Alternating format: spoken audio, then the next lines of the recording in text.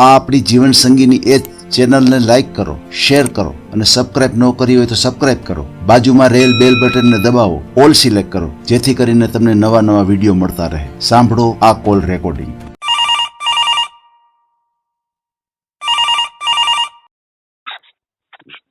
હાલો. હાજી બોલો ભાઈ. હા, હું એમ વાત કરતો હતો તમને. બાળક છે મારે. બરાબર. ને બાઈ ને કેન્સર થયું તો મરી ગઈ છે બિચારી. દવા ઘણી કરાવી પણ. શું નામ છે તમારું?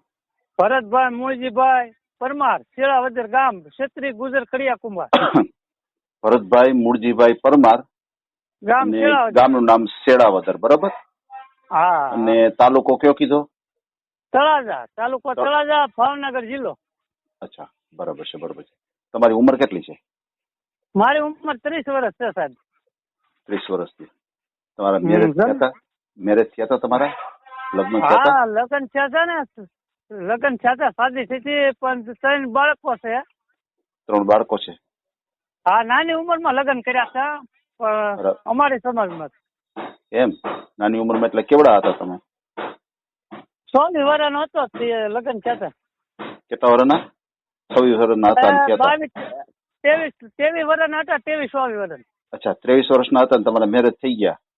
હા, નાની ઉંમરમાં છે. તમારા ઘરનાને શું તકલીફ પડી હતી? કેન્સર થયું. અને પોતે ગુજરી ગયા એને કેટલો ટાઈમ થયો? એના 3 વર્ષ થયા સર. અચ્છા, 3 વર્ષ થયા. બરોબર છે. તમારે જે બાળકો છે, દીકરા દીકરી કેટલા છે એમાં?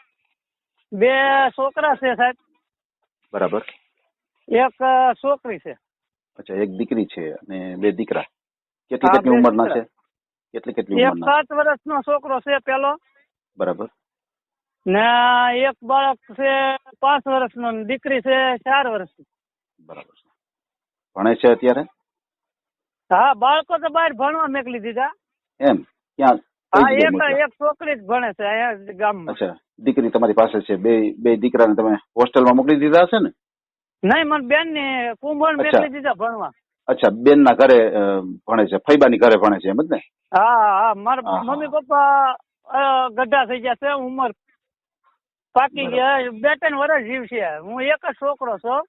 એવું તમે નક્કી કરી લીધું 2-3 વર્ષ જ જીવશે એવું? 3-4 વર્ષ જીવે, બસ દવા ઉપર જીવે બિચારા. આપડે તો સારી આશા રખાય ને ભાઈ. ગમે એવો દીકરો બીમાર હોય ને તો મા બાપ એવું ન ઈચ્છે કે આ ઓછું જીવશે, જાજુ નહીં જીવે. એ કદાચ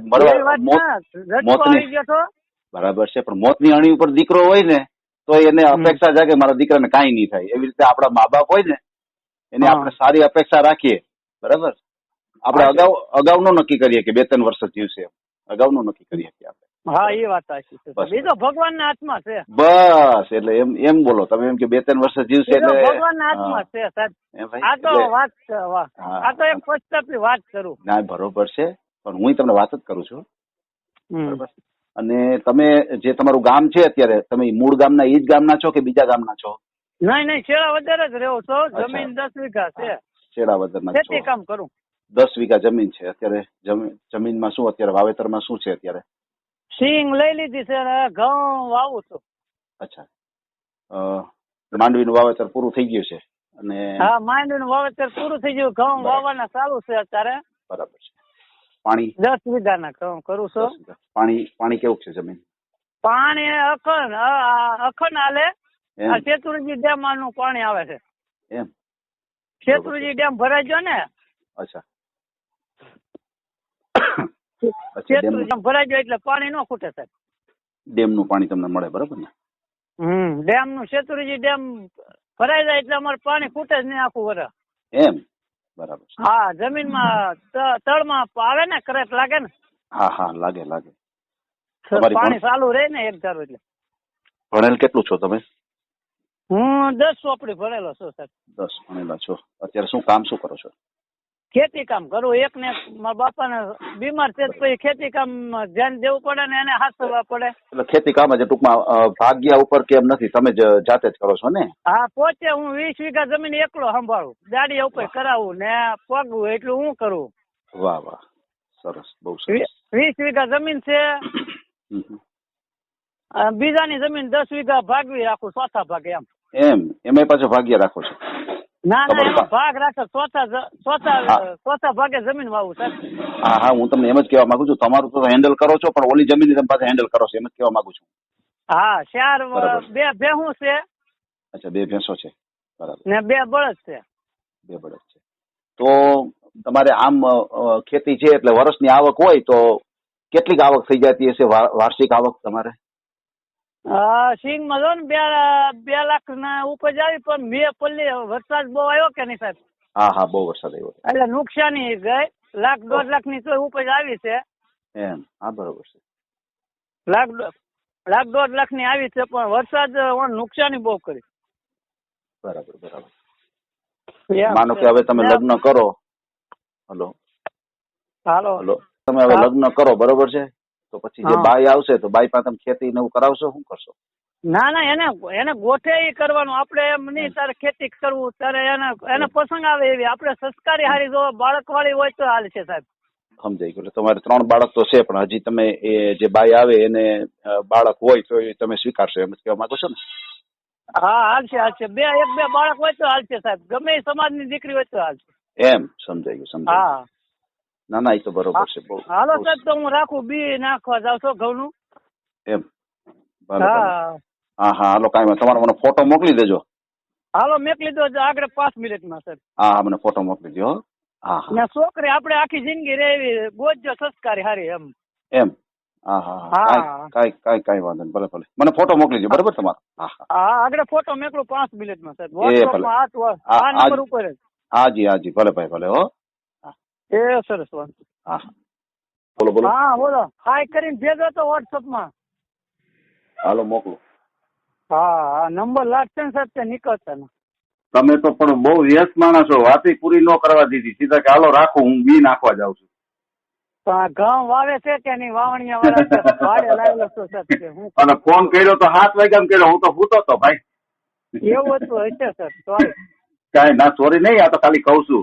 મેં ફોન કર્યો તો તમે વ્યસ્ત છો, એ વાત ઈ છે. બીજું કાંઈ નહીં. ઓલે આપણે વ્યવસ્થિત વાતચીત થાય ને ભાઈ, તો આપણે કાંઈક એવું મૂકીએ તો કોઈક માણસને વાત મગજમાં બેસે.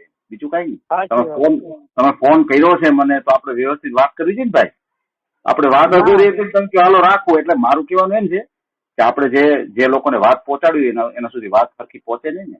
ઓલું વ્યવસ્થિત તમારી વ્યવસ્થિત વાત થાય એમ. ભલે, કાંઈ વાંધો નહીં, તો ચાલશે. હા, સોરી સાહેબ, ભૂલ થઈ ગઈ. ના, એવું માફી માંગવાનું નથી કેતો ભાઈ. મારું એમ કહેવાનું છે કે તમારે જે કામ સારું તમે ફોન કર્યો હોય, બરાબર છે, તો એમાં આપણે વ્યવસ્થિત વાતચીત થાય ને તો સામેવાળાના વાત મગજમાં પહોંચે ને. તમે જે વાતચીત બધી કરો ને એ વાત સામેવાળાને પહોંચે, એમ વાત છે. એટલે આપણે જે કાર્યથી આપણે કર્યો હોય એ કાર્ય આપણે પેલા પૂરું કરી લેવું જોઈએ. કાં પછી એમ કહેવાય કે હાલો હું થોડીક વાર રહીને ફોન કરું. એટલે શું છે, વ્યવસ્થિત વાતચીત થાય ભાઈ, બીજું કઈ. તો વ્યવસ્થિત વાત કરવી તો કેમ પકી જાય કે ફરીથી વ્યવસ્થિત વાત કરવી છે? ના, હાલશે, કાંઈ વાંધો નહીં.